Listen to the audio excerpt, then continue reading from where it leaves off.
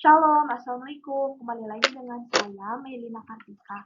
Jadi kali ini saya akan membahas materi audit dengan judul Audit Akun Kas Umum.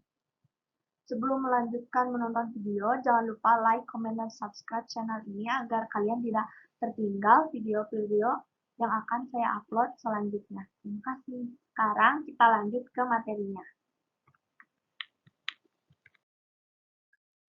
Dalam menguji saldo akhir tahun di rekening kas umum, auditor harus mengumpulkan bukti yang cukup yang sesuai untuk mengevaluasi apakah uang tunai, sebagaimana dinyatakan pada neraca, dinyatakan dengan adil, dan diungkapkan dengan benar sesuai tujuan audit terkait keseimbangan yang digunakan untuk semua pengujian rincian saldo.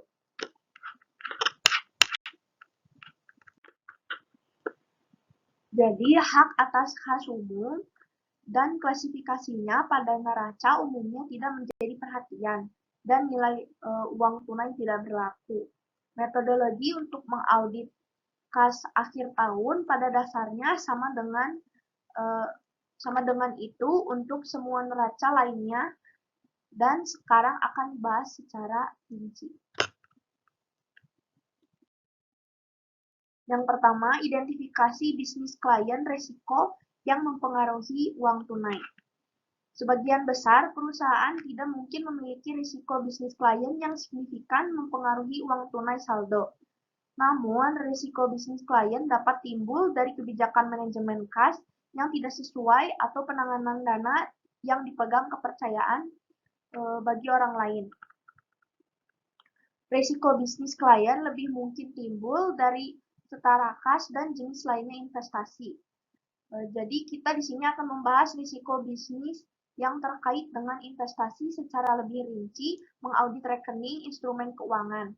Auditor harus memahami risiko dari kebijakan dan strategi investasi klien, serta kontrol yang mempengaruhi risiko ini. Yang kedua, atur kinerja, materialitas, dan nilai risiko yang melekat. Saldo kas tidak material pada banyak audit, tetapi transaksi tunai yang mempengaruhi keseimbangan hampir selalu sangat material. Oleh karena itu, potensi sering ada untuk kesalahan materi uang tunai. Karena uang tunai lebih rentan terhadap pencurian daripada aset lain, ada risiko untuk tujuan keberadaan, kelengkapan, dan akuisisi. Tujuan ini adalah biasanya fokus dalam mengaudit saldo kas dan auditor dapat menyimpulkan bahwa risiko tujuan ini adalah risiko yang signifikan. Biasanya risiko yang melekat rendah untuk semua tujuan.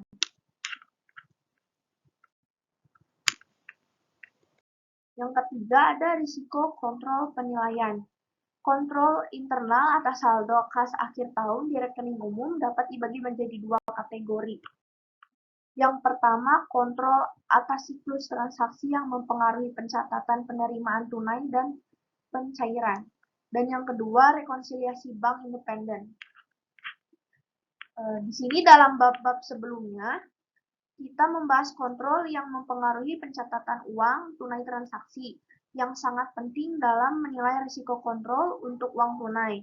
Jadi, kontrol yang mempengaruhi transaksi terkait kas beroperasi secara efektif, risiko kontrol berkurang juga. Seperti halnya tes audit untuk bank akhir tahun rekonsiliasi. Rekonsiliasi bank bulanan rekening bank umum dapat tepat waktu seseorang yang independen dari penanganan atau pencatatan penerimaan dan pencairan uang tunai adalah kontrol yang penting atas saldo kas akhir. Lebih penting lagi, rekonsiliasi independen memberikan kesempatan untuk memverifikasi internal penerimaan uang dan transaksi pencairan.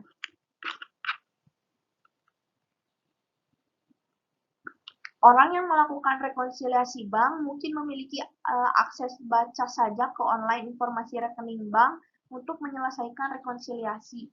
Atau individu melakukan rekonsiliasi bank hanya dapat memiliki akses ke lapangan bank yang dikirim oleh bank. Jika laporan diterima, tidak dapat dibuka oleh reconciler dan kontrol fisik dipertahankan atas pernyataan sampai rekonsiliasi selesai. Salinan pemeriksaan yang dibatalkan, slip deposit duplikat, dan dokumen lain yang disertakan dalam pernyataan dapat diperiksa tanpa khawatir kemungkinan perubahan, penghapusan, atau penambahan. Rekonsiliasi bank yang cermat oleh personel klien yang kompeten mencakup tindakan berikut ini.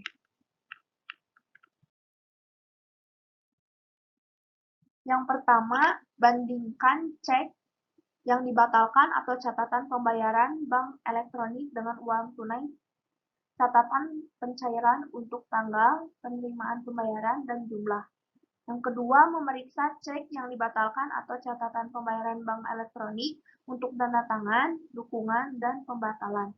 Yang ketiga, ada bandingkan deposito di bank dengan penerima tunai tercatat untuk tanggal, nasabah, dan jumlah. Yang keempat, akun untuk urutan numerik, pemeriksaan, dan penyelidikan yang hilang.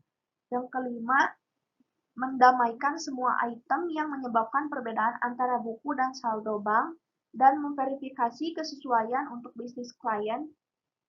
Yang keenam, ada mendamaikan total debit pada laporan bank dengan total dalam catatan pencairan uang tunai. Yang ketujuh, ada mendamaikan total kredit pada laporan bank dengan total penerimaan tunai catatan.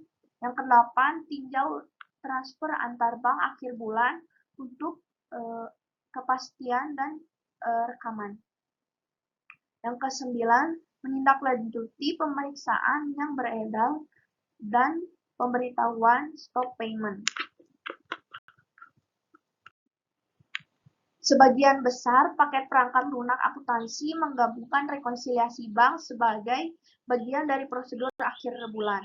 Meskipun perangkat lunak mengurangi upaya di melakukan rekonsiliasi bank, prepare masih perlu melakukan sebagian besar prosedur yang tercantum di atas. Kontrol rekonsiliasi bank ditingkatkan ketika karyawan meninjau rekonsiliasi bulanan sesegera mungkin setelah selesai.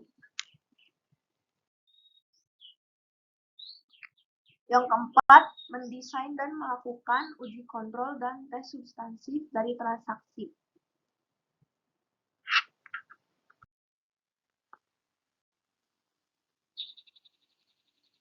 Karena saldo tunai dipengaruhi oleh semua siklus lain kecuali investasi dan pergudangan, sejumlah besar transaksi mempengaruhi uang tunai. Dalam beberapa sebelumnya pasal-pasal, kita membahas secara rinci tes kontrol dan tes substansif yang sesuai transaksi untuk audit setiap siklus. Misalnya, kontrol atas tanda terima tunai yang dipelajari pada bab 14 dan kontrol atas pencairan uang tunai yang dipelajari pada bab 18. Transaksi tunai diaudit melalui tes siklus transaksi ini. Yang kelima, ada mendesain dan melakukan analitik substansif prosedur. Dalam banyak audit, rekonsiliasi bank akhir tahun diaudit secara ekstensif. Dengan demikian, menggunakan prosedur analitik substansif untuk menguji kewajaran saldo tunai kurang penting daripada untuk sebagian besar area audit lainnya. Auditor biasanya membandingkan saldo akhir rekonsiliasi bank, deposito dalam transit, pemeriksaan luar biasa, dan barang-barang rekonsiliasi lainnya dengan rekonsiliasi sebelumnya. Demikian pula, auditor biasanya membandingkan saldo akhir kas dengan saldo bulanan-bulanan sebelumnya. Prosedur analitik substansif ini dapat mengungkapkan kesalahan dalam bentuk tunai. Yang keenam, ada uji desain detail saldo kas. Titik awal untuk verifikasi saldo di rekening bank umum adalah untuk mendapatkan rekonsiliasi bank dari klien untuk dimasukkan dalam dokumentasi auditor. Perhatikan bahwa angka bawah dalam jadwal audit adalah keseimbangan yang disesuaikan dalam buku besar umum, yang merupakan keseimbangan yang harus muncul pada laporan keuangan.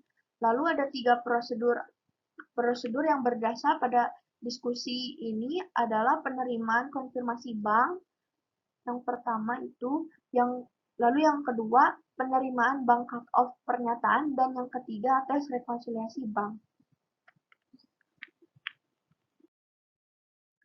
Terima kasih untuk yang sudah menonton sampai selesai. Jangan lupa like, comment, dan subscribe.